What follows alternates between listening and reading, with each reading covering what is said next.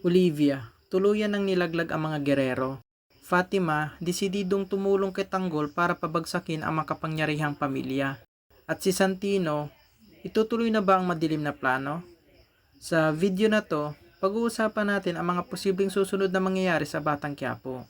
Kaya siguraduhin mong tapusin ang video hanggang dulo para hindi ka mabitin.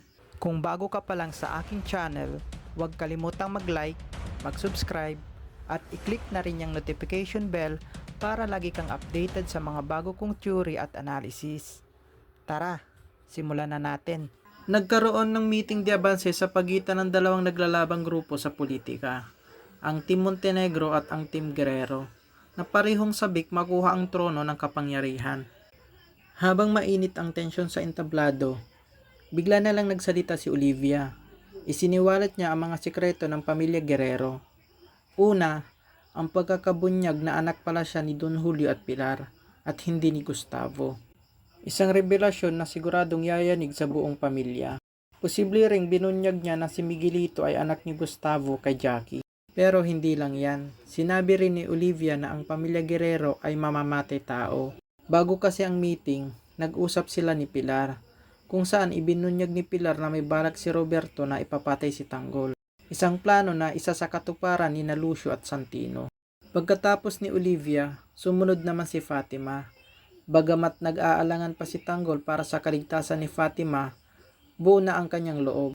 Sa harap ng maraming tao, isiniwalat ni Fatima na si Miguelito ang pumatay kay David at pati ng kanyang pamilya. Gulat na gulat ang mga tao sa narinig nila. Parang hindi sila makapaniwala na magagawa ito ng pamilya Guerrero.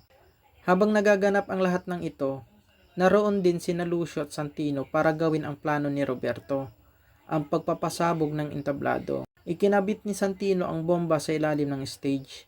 At matapos nito, agad siyang bumalik kay Lucio para i-report na ayos na ang lahat. Saktong nasa entablado noon si Tanggol, kaya inudyokan ni Lucio si Santino para pindutin ang switch.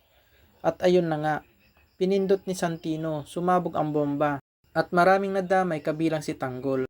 Ngunit ang tanong, bakit pa rin itinuloy ni Santino ang pagpapasabog kung narinig niya ang revelasyon ni Fatima? May dalawang posibilidad.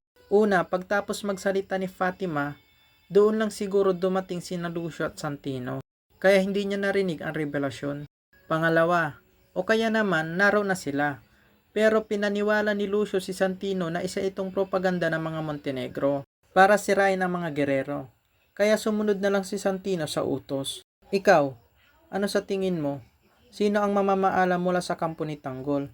I-comment mo na yan sa baba. At syempre, huwag kalimutan mag-like, mag-subscribe, at i-hit ang notification bell para lagi kang updated sa mga Batang Quiapo theories at analysis tulad nito. Salamat sa panonood!